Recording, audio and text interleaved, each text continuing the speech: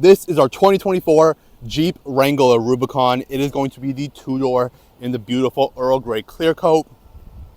Gonna have LED headlights, fog lights right in the bumper, and the new gen front grille. It is going to have the 33-inch off-road tires, perfect for on or off the road, as well as those rock rails right there. So if you're taking it off-road, you don't have to worry about anything hitting your frame. Gonna have the really nice black and red decals all along the side of the vehicle. This one is going to have the soft top as well, and keyless remote entry to get inside all of the doors. Back here, you have some space to put some groceries, everything like that. And if you would like, you can actually fold down these back seat to give you even more space. You're also going to have the floor mats right there. But taking a step inside now, really nice cloth all the way around with the Rubicon stitching right in it. And this one actually has only 300 miles on it, as you can see right there. So a brand new Jeep.